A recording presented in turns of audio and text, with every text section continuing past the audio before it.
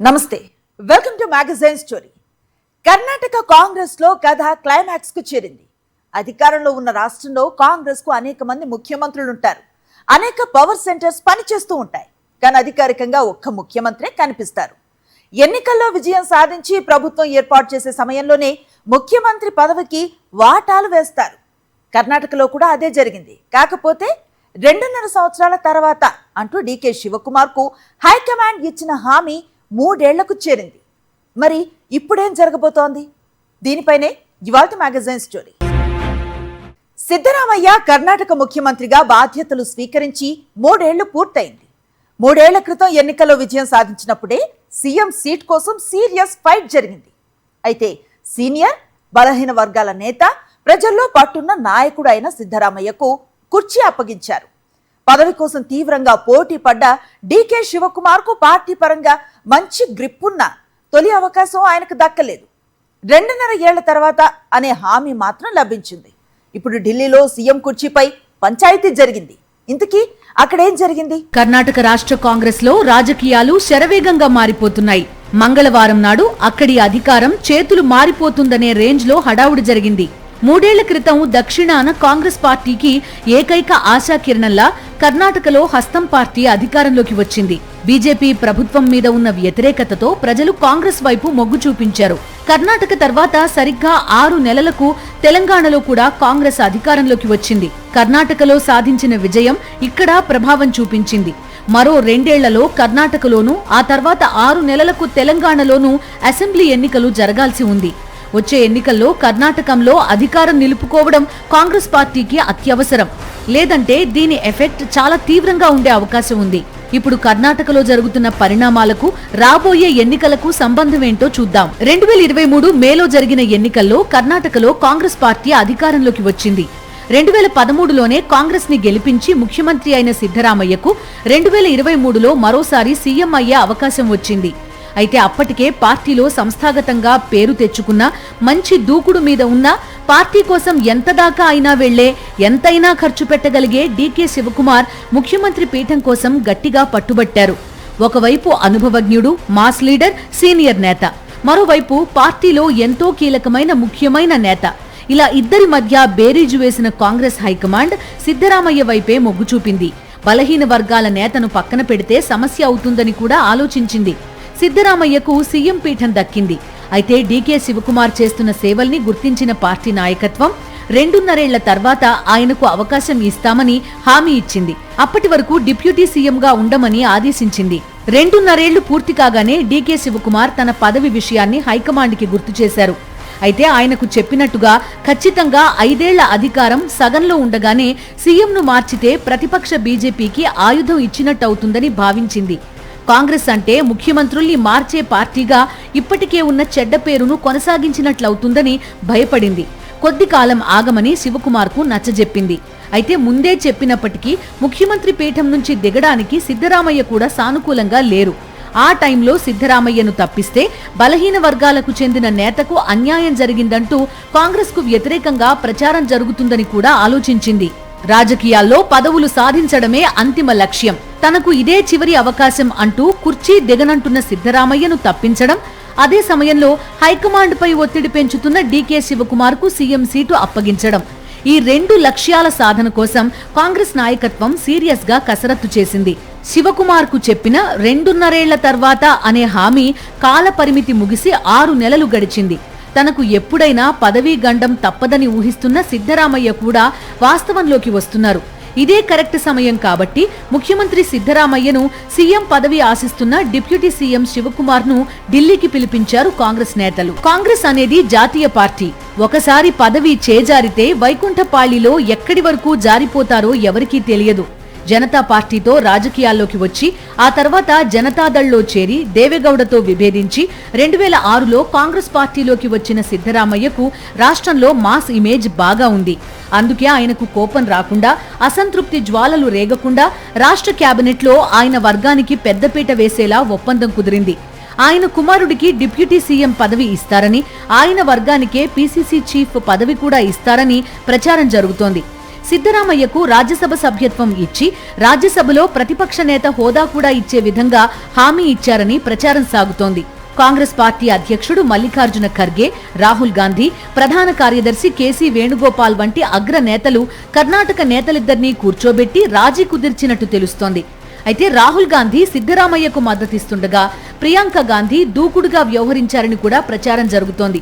Party కోసం తీవ్రంగా కష్టపడే వెన్నుదన్నుగా నిలిచే శివకుమార్ కు ఇచ్చిన హామీని అమలు జరపాల్సిందేనని ప్రియాంక గట్టిగా పట్టుబట్టడం వల్లనే సిద్ధరామయ్య కుర్చీ కిందికి నీళ్లు వచ్చాయని ఢిల్లీ వర్గాల్లో ప్రచారం జరుగుతోంది. తనను తప్పించేటట్టయితే బలహీన వర్గాలకు చెందిన నేతకే సీఎం పదవి ఇవ్వాలని సిద్ధరామయ్య పట్టుబట్టినట్టుగా సమాచారం. అయితే ఎన్నికల్లో విజయం తర్వాత సిద్ధరామయ్య ముఖ్యమంత్రి అయినప్పుడే శివకుమార్ కు హైకమాండ్ నుంచి హామీ లభించింది. సిద్ధరామయ్య మాస్ లీడర్ కావచ్చు, రాష్ట్ర వ్యాప్తంగా ప్రజల్లో పలుకుబడి ఉన్న నాయకుడు కావచ్చు, కానీ పార్టీకి ఆర్థికంగా వెన్నుదన్నుగా ఉన్న డీకే శివకుమార్ ను దూరం చేసుకోవడం కాంగ్రెస్ కు ఇష్టం లేదు. ఇప్పటి వరకు కాంగ్రెస్ పార్టీకి ఏ కష్టం వచ్చినా ట్రబుల్ షూటర్ గా డీకే నిలబడుతున్నారు. పార్టీకి వచ్చిన ప్రతి కష్టంలోనూ పాలు పంచుకుంటున్నారు. ఇదే కాకుండా ఒక్కలిగ సామాజిక వర్గానికి చెందిన డీకే శివకుమార్ కు అధికార పగ్గాలు అప్పగించడం ద్వారా ఆ సామాజిక వర్గం బీజేపీ వైపు మళ్లకుండా కాపాడుకోవచ్చని కూడా కాంగ్రెస్ భావిస్తోంది. కాంగ్రెస్ డీకే శివకుమార్ పట్ల సానుకూలంగా వ్యవహరించడానికి మరో కారణం కూడా ఉంది. కాంగ్రెస్ పార్టీ కేవలం దక్షిణాన మాత్రమే అంతో ఇంతో బలంగా ఉంది. ఉత్తరాదిన ఉన్న పెద్ద రాష్ట్రాల్లో ఎప్పుడో కాలగర్భంలో కలిసిపోయింది. అసలు దేశవ్యాప్తంగా కూడా కాంగ్రెస్ బలహీనంగా తయారైంది. ప్రతిపక్ష కూటమికి నాయకత్వం వహించగల సత్తా కాంగ్రెస్ కు ఉందా అనే ప్రశ్నలు వినిపిస్తున్నాయి. అదే సమయంలో 3 ఏళ్ల క్రితం ముఖ్యమంత్రి బాధ్యతలు తీసుకున్న సిద్ధరామయ్య పలుకుబడి కూడా క్షీణిస్తోంది. కాంగ్రెస్ ఉన్న పరిస్థితుల్లో తనను కాదనలేని స్థితిని కల్పించి తప్పనిసరిగా తనకే సీఎం పీఠం ఇచ్చేలా డీకే శివకుమార్ వ్యూహం పన్నారని విశ్లేషకులు అభిప్రాయపడుతున్నారు. సిద్ధరామయ్య కర్ణాటక ముఖ్యమంత్రిని మార్చేయటానికి డీకే శివకుమార్కి ఇవ్వటానికి అవసరం ఎందుకు వచ్చిందంటే గత 6 నెలలు బట్టి శివకుమార్ చాలా సీరియస్ ప్రెషర్ తీసుకొస్తున్నాడు. నేను చేసిన సేవలు మర్చిపోతున్నారని. ఆయన నార్మల్ కాంగ్రెస్ మ్యాన్ కాదు, బలవంతుడు, గట్టిగా బయట మాట్లాడుతూ మొదలుపెట్టాడు. ప్రమాణమైన పరిణామాలు వస్తాయి ఆయన రిబెల్ చేస్తే. అన్నిటికంటే ముఖ్యం ఏంటంటే ఎప్పుడైతే తమిళనాడులో డిఎంకే ఓడిపోయిందో, అలాగే మమతా బెనర్జీ బెంగాల్లో ఓడిపోయిందో, ఇండియా అలయన్స్కి బలం తగ్గిపోయిందని రాహుల్ గాంధీకి కాంగ్రెస్ పార్టీకి తెలుసు. హైకమాండ్ చాలా వీక్ అయిపోయింది. ఆ వీక్నెస్ని డీకే శివకుమార్ టైమింగ్ అనే అడ్వాంటేజ్ తీసుకుని గత వారం రోజులు బట్టి ఆయన యాటిట్యూడ్ మారిపోయింది. జనతా పార్టీ ద్వారా రాజకీయాల్లోకి వచ్చిన సిద్ధరామయ్య రాష్ట్రంలోని మైనారిటీలు, బలహీన వర్గాలు, ఎస్సీ, ఎస్టీ వర్గాలను ఏకం చేస్తూ అహిందా అనే పేరుతో ఒక వర్గంగా ఏర్పడ్డారు. ఒక గ్రూప్ గా రాష్ట్రంలోని బలహీన వర్గాలన్నింటినీ ఏకం చేస్తూ వస్తున్నారు. ఈ బలమే రాష్ట్ర వ్యాప్తంగా సిద్ధరామయ్యకు మాస్ ఇమేజ్ తీసుకొచ్చింది. బలహీన వర్గాల నేతగా ఎంతో అనుభవం కలిగిన సిద్ధరామయ్యకు జనంలో ఉన్న ఇమేజ్ ని జాతీయ స్థాయిలో ఉపయోగించుకోవాలని ఇప్పుడు కాంగ్రెస్ భావిస్తున్నట్టు చెబుతున్నారు. కాంగ్రెస్ చీఫ్ మల్లికార్జున ఖర్గే కూడా కర్ణాటక రాష్ట్రం నేతే. ఖర్గే ఇప్పుడు వయోభారంతో ఇబ్బంది పడుతున్నారు. అందుకే సిద్ధరామయ్యకు రాజ్యసభ సీటిచ్చి ప్రతిపక్ష నేత బాధ్యతలు అప్పగిస్తారని అంటున్నారు. సిద్ధరామయ్యను తొలగించినప్పటికీ ఈ వయసులో ఆయన చేయగలిగేదేమీ ఉండదనే అభిప్రాయాలు వ్యక్తమవుతున్నాయి. మొత్తం మీద కర్ణాటకలో పవర్ సెంటర్ మారడానికి సమయం ఆసన్నమైందనే వార్తలు గట్టిగా వినిపిస్తున్నాయి. ఢిల్లీలో జరిగిన చర్చలు సిద్ధరామయ్యకు మంచి ప్యాకేజ్ ఇచ్చేలా, శివకుమార్ కు ముఖ్యమంత్రి పదవి అప్పగించేలా రాజీ ఫార్ములాకు ఆమోదం లభించిందని చెప్తున్నారు. కర్ణాటకలో ఉద్దండ పిండాలుగా పేరు తెచ్చుకున్న ఈ ఇద్దరు నేతల బలాలు, బలహీనతలు ఏంటి? జనంలో వారికి ఉన్న ఇమేజ్ ఎలాంటిది? కాంగ్రెస్ హైకమాండ్ ఇచ్చిన హామీ ప్రకారం 2.5 ఏళ్ల పాటు శివకుమార్ సైలెంట్ గా ఉన్నారు. ఇప్పుడు 3 ఏళ్లు కూడా పూర్తయ్యాయి. ఇక ఢిల్లీ మీద ఒత్తిడి పెంచారు. కాంగ్రెస్ పెద్దలు ఇద్దరిని పిలిపించి చర్చలు జరిపారు. 2 పవర్ సెంటర్స్ మధ్య రాజీ కుదిర్చారు. రాష్ట్రంలో పార్టీ బలహీనం కాకుండా ఫార్ములా రూపొందించారు. ఈసారి సిద్ధరామయ్యకు కూడా పలు హామీలు ఇచ్చారు. అయితే చర్చలు పూర్తయ్యాక ఎవ్వరూ ఏమీ మాట్లాడలేదు. నేతలిద్దరూ బెంగళూరు వచ్చేశారు. సిద్ధరామయ్య గురువారం ఉదయం డీకే శివకుమార్తో బ్రేక్ఫాస్ట్ మీటింగ్ ని ఏర్పాటు చేశారు. ఆ తర్వాత ఏం జరగబోతోంది? ఒకరు పదవి నుంచి దిగబోతున్నారు, మరొకరికి ప్రమోషన్ రాబోతోంది. ఇప్పుడు కర్ణాటక రాజకీయాల్లో ఎక్కడ చూసినా ఇదే చర్చ. ముఖ్యమంత్రి సిద్ధరామయ్యకు అత్యంత గౌరవంతో కూడిన వీడ్కోలు ఇవ్వడానికి, ఢిల్లీకి స్వాగతం పలకడానికి కాంగ్రెస్ హైకమాండ్ రంగం సిద్ధం చేసిందనే వార్తలు హల్చల్ చేస్తున్నాయి. ఆయనకున్న మాస్ లీడర్ ఇమేజ్ కు ఏమాత్రం తగ్గని హోదాతో కాంగ్రెస్ హైకమాండ్ లో బాధ్యతలు అప్పగిస్తారని గట్టిగా ప్రచారం జరుగుతోంది. ఢిల్లీ పెద్దలతో సుదీర్ఘంగా జరిగిన చర్చల్లో ముఖ్యమంత్రి పదవి వదులుకోవడానికి సిద్ధరామయ్య సూత్రప్రాయంగా అంగీకరించారని సమాచారం. తన స్థానంలో బలహీన వర్గాలకు చెందిన నేతకే సీఎం పదవి ఇవ్వాలని ఆయన గట్టిగా సూచించినట్టు సమాచారం. బెంగళూరులో అధికార మార్పిడి ఖరారు కాగానే సీఎం పదవిని అధిష్ఠించడానికి రెడీ అవుతున్న డీకే శివకుమార్ శిబిరంలో సంతోషం వెల్లివిరుస్తోంది. తనకు ప్రమోషన్ వస్తుందన్న వార్తల నేపథ్యంలో మంచి రోజులు వస్తాయంటూ డీకే కామెంట్ చేశారు. డీకేకు పట్టాభిషేకం చేయడం ఖాయమని తేలిపోయింది. ఎప్పుడనే దానిపైనే స్పష్టత రావాల్సి ఉంది. సిద్ధరామయ్యను ముఖ్యమంత్రి పీఠం నుంచి దించడానికి 3-4 ప్రధాన కారణాలు కనిపిస్తున్నాయి. మొట్టమొదటి కారణంగా 3 ఏళ్ల క్రితం డీకే శివకుమార్ కు ఇచ్చిన హామీని అమలు చేయడం అని చెప్పొచ్చు. అదే సమయంలో మాస్ లీడర్ ఇమేజ్ తో రెండోసారి ముఖ్యమంత్రి పదవి చేపట్టిన సిద్ధరామయ్య పలుకుబడి క్రమంగా క్షీణిస్తుండడం మరో కారణం. గత ఎన్నికల్లో 5 గ్యారంటీలతో ప్రచారం చేసి అధికారంలోకి వచ్చారు. ఇప్పుడు ఆ సంక్షేమ పథకాలే ప్రభుత్వం పుట్టిముంచుతున్నాయి. సంక్షేమ పథకాలు అమలు చేయడంతో ఖజానా ఖాళీ అవుతోందని, అభివృద్ధి పథకాలే అమలు కావడం లేదని ఫిర్యాదులు వస్తున్నాయి. మైసూర్ అర్బన్ డెవలప్మెంట్ అథారిటీలో జరిగిన భారీ కుంభకోణం కూడా సిద్ధరామయ్య ప్రభుత్వం మీద మరకలు వేసింది. ఇన్ని రకాలుగా కాంగ్రెస్ ప్రభుత్వం క్రమంగా అప్రతిష్ట పాలవుతోంది. కాగా శివకుమార్ కూడా ముఖ్యమంత్రి పదవి విషయంలో తనకు ఇచ్చిన హామీ అమలు చేయాలంటూ కాంగ్రెస్ హైకమాండ్ మీద తీవ్రమైన ఒత్తిడి తీసుకొస్తున్నారు.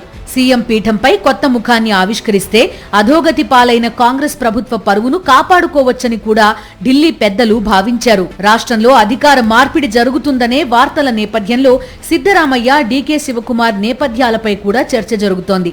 ఇద్దరి మధ్య పోలికలు, తేడాలను ఇరువురు నేతల అనుచరులు రాష్ట్రంలో ప్రచారంలోకి తీసుకువస్తున్నారు. సిద్ధరామయ్య సీనియర్, మంచి ఇమేజ్ ఉన్న నాయకుడు, అందులో ఎలాంటి అనుమానం లేదు. అయితే ఆయన పదవుల కోసం, తన ఉనికి కోసం రాజకీయ జీవితంలో పలు పార్టీలు మారారు. జనతాదళ్ ఎస్లో తనకు భవిష్యత్ ఉండదనే దేవెగౌడ పార్టీని వీడి కాంగ్రెస్ పార్టీలోకి వచ్చారు. అలా వచ్చి 2013లో జరిగిన అసెంబ్లీ ఎన్నికల్లో కాంగ్రెస్ పార్టీకి విజయాన్నందించి ముఖ్యమంత్రి కాగలిగారు. అదే జనతాదళ్ ఎస్లో ఉంటే సీఎం అయ్యే అవకాశమే ఉండేది కాదన్నది సుస్పష్టం. డీకే శివకుమార్ యూత్ కాంగ్రెస్ ద్వారా రాజకీయాల్లోకి ప్రవేశించారు. చిన్న వయసులోనే అసెంబ్లీకి ఎన్నికయ్యారు. తన రాజకీయ జీవితం కాంగ్రెస్లోనే ప్రారంభం కావడంతో పార్టీ సంస్థాగత నిర్మాణంపై గట్టి పట్టుంది. తనకున్న దూకుడు, పార్టీ క్యాడర్తో ఉన్న అనుబంధం, పార్టీ కోసం ఎందాకైనా వెళ్లగల, ఎంతైనా ఖర్చు చేయగల సత్తా ఆయన్ను కాంగ్రెస్లో ప్రత్యేకంగా నిలిపింది. పైగా పార్టీలో ట్రబుల్ షూటర్గా పేరు తెచ్చుకున్నారు. రాష్ట్రంలో పార్టీకి ఎలాంటి సమస్య వచ్చినా శివకుమార్ పరిష్కరించగలరనే నమ్మకం కలిగించారు. ఈ విధంగానే ఢిల్లీ పెద్దలతో సత్సంబంధాలు పెంపొందించుకున్నారు. వారి దగ్గర పలుకుబడి సాధించారు. పార్టీ పెద్దల దగ్గర ఎంత పలుకుబడి సంపాదించినా ఈడీ కేసులతో అప్రతిష్ట పాలయ్యారు. మనీ లాండరింగ్ ఆరోపణలతో డీకే శివకుమార్ ఇల్లు, ఆఫీసుల్లో ఈడీ సోదాలు చేసి ఆయన్ను అరెస్టు చేసింది. ఈ పరిణామాలు ఆయనకు కొంతవరకు నష్టం కలిగించినా అవన్నీ బీజేపీ, కేంద్ర ప్రభుత్వం కావాలని చేసినవేనని కాంగ్రెస్ లీడర్స్ ఆరోపించారు. ఈడీ కేసుల విషయంలో వ్యక్తిగతంగా ఇబ్బంది పడిన శివకుమార్ కు కాంగ్రెస్ అగ్రనాయకత్వం పూర్తి మద్దతుగా నిలిచింది. పార్టీకి ఆయన ఎంత అండగా ఉంటారో పార్టీ కూడా కష్టకాలంలో ఆయనకు అంతే మద్దతుగా నిలబడింది. ముఖ్యమంత్రి పదవి కోసం ఎంత పట్టుబట్టినా పదవి దక్కలేదని పార్టీని వీడేందుకు ఆయన ప్రయత్నించలేరు. కాంగ్రెస్ అగ్రనేతలతో సయోధ్యగా ఉంటూనే వారిపై ఒత్తిడి తీసుకువచ్చి విజయం సాధించారు. ఇదిలా ఉంటే కర్ణాటకలో ముఖ్యమంత్రి మార్పు అనే వార్తలపై తెలంగాణ బీజేపీ నేత ఘాటుగా స్పందించారు. కాంగ్రెస్ పార్టీకి ఎక్కడ అధికారం వచ్చినా ముఖ్యమంత్రులను ప్రశాంతంగా పనిచేసుకోనివ్వదని కామెంట్ చేశారు బీజేపీ ఎస్సీ మోర్చా జాతీయ కార్యదర్శి కుమార్. కర్ణాటకలో ఇప్పుడు అసలు ప్రజాపాలన లేనేలేదని, అక్కడ శాంతి భద్రతలు పూర్తిగా దిగజారిపోయాయని ఆరోపించారు. సీఎం, డీసీఎం పదవి కోసం కొట్లాడుకుంటున్నారని అన్నారు. పోయిన పరువు కాపాడుకునేందుకే ఇప్పుడు ముఖ్యమంత్రి సిద్ధరామయ్యను మార్చే ఆలోచన చేస్తున్నారని ఆయన అభిప్రాయపడ్డారు. అది కర్ణాటక కావచ్చు, తెలంగాణ కావచ్చు, హిమాచల్ ప్రదేశ్ కావచ్చు, అధికారంలోకి వచ్చిన తర్వాత ఎవరిని కూడా తృప్తిగా ఉండించి పాలన కొనసాగించే ఉండదు. ఢిల్లీ నుంచి ఆదేశాలు వస్తే దీనికి కప్పం కట్టాలి వీళ్ళు. ఆ కప్పం కట్టడంలో భాగంగానే ఇప్పుడు కర్ణాటకలో ఆ పరిస్థితి తయారైంది. రేపు తెలంగాణ పరిస్థితి కూడా అదే రాబోతున్నది. హిమాచల్ కూడా అదే జరగబోతుంది. ఎక్కడ అధికారంలో ఉన్నా కూడా వీళ్ళు వసూలు చేయాలి, ఇక్కడ దోచుకోవాలి, అక్కడ వాళ్ళకి అప్పచెప్పాలి. అందులో భాగంగా ఈరోజు అక్కడ ఒక సీఎంను మారుస్తారని అంటున్నారు, ఇంకో సీఎం నేను చదువుతున్నట్టున్నారు. ఈ డీకే శివకుమార్ ఎప్పుడు పగ్గాలు చేపట్టినప్పటి నుంచి కూడా ప్రజలు నమ్మి నానవేసి ఓట్లేస్తే వీళ్ళంతా పుచ్చిబుర్రలు అయినట్టు వాళ్ళందరూ కూడా చేసి ఒకసారి అధికారం ఇస్తే పాలన పోయింది. అక్కడ ఇచ్చిన హామీలు గ్యారెంటీలు పోయినాయి. వాళ్ళు నిత్యం వీళ్ళు కొట్లాడుకున్నాడు, డీకే శివ సిద్ధరామయ్య వీళ్ళు కొట్లాడుకోవడమే తప్ప ఎప్పుడు కూడా ప్రజలకు లేదు జీతాలు ఇవ్వలేని పరిస్థితి అక్కడ కూడా. బీజేపీ నేత విమర్శలను కొట్టిపారేశారు కాంగ్రెస్ నేత అద్దంకి దయాకర్. దక్షిణాది రాష్ట్రాల్లో బీజేపీకి పునాదులే లేవని, కర్ణాటకలో ఏదో చేద్దామని అనుకుని విఫలమయ్యారని చెప్పారు. ఏమీ చేయలేక అక్కడి కాంగ్రెస్ ప్రభుత్వం మీద దుష్ప్రచారం చేస్తున్నారని మండిపడ్డారు అద్దంకి దయాకర్. దక్షిణాది రాష్ట్రాల్లో ఏది లేదు బీజేపీకి అనుకూలంగా అని చెప్పి దేశంలో చర్చ జరుగుతున్న పరిస్థితుల్లో ఇలాంటి అబద్ధాలను ప్రచారం చేయడానికి ఒక ప్రయత్నం జరుగుతుంది తప్పితే అంతకు మించి ఏమీ లేదు. బీజేపీ భవిష్యత్తులో ఇప్పుడు ఎట్లా జనాక్రోశం ఉందో, ఎట్లా జనాగ్రహం ఉందో, భవిష్యత్తులో దేశం మొత్తంలో కూడా బీజేపీ పతనం మొదలవుతుంది. బీజేపీ నాయకుల విమర్శలు ఎలా ఉన్నా కాంగ్రెస్ పార్టీకి కర్ణాటకలో అధికారం నిలబెట్టుకోవడం ఎంతో అవసరం. 5 ఏళ్ల తర్వాత తిరిగి అధికారంలోకి వస్తుందన్న గ్యారంటీ ఉండదు. అయితే ఇప్పటికే పలుకుబడి తగ్గిపోతున్న సిద్ధరామయ్యను కొనసాగించే కంటే ఎప్పటినుంచో సీఎం సీటు కోసం ఎదురు చూస్తున్న శివకుమార్కు అధికార పగ్గాలు అప్పగిస్తే ప్రయోజనం ఉంటుందని కాంగ్రెస్ హైకమాండ్ భావిస్తోంది. ఎందుకంటే కాంగ్రెస్ ముక్త భారత్ అంటూ కమల దళం దేశంపై దండయాత్ర చేస్తోంది. కాంగ్రెస్ ఇతర విపక్ష పాలిత రాష్ట్రాలన్నింటా కాషాయ జెండా రెపరెపలాడుతోంది.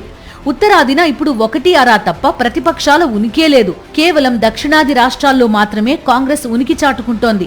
వచ్చే ఎన్నికల్లో కనుక కర్ణాటకలో మరోసారి కాంగ్రెస్ విజయం సాధించలేకపోతే వెంటనే జరిగే తెలంగాణ అసెంబ్లీ ఎన్నికల్లో దాని ప్రభావం ఉంటుంది. అందుకే ఇప్పుడు కర్ణాటక రాష్ట్రం కాంగ్రెస్ పార్టీకి ఎంతో కీలకం. అక్కడ ప్రభుత్వాన్ని నిలబెట్టుకోవడం, మరోసారి పార్టీని గెలిపించుకోవడం తప్పనిసరి. ఇన్ని రకాల కారణాలు, అనేక వ్యూహాలు, డీకే శివకుమార్ ఒత్తిళ్లు, ఢిల్లీలో అంతర్మథనం ఇవన్నీ కలిసి సిద్ధరామయ్య కుర్చీ కిందికి నీళ్లు తెచ్చాయి. ఎన్నాళ్లుగానో ఎదురు చూస్తున్న డీకే శివకుమార్ కు మంచి రోజులొస్తున్నాయి. ఇది ఇవాల్టి మ్యాగజైన్ స్టోరీ. మరో ఇంట్రెస్టింగ్ టాపిక్ తో మళ్ళీ కలుద్దాం. అంతవరకు స్టే ట్యూన్ టు సాక్షి.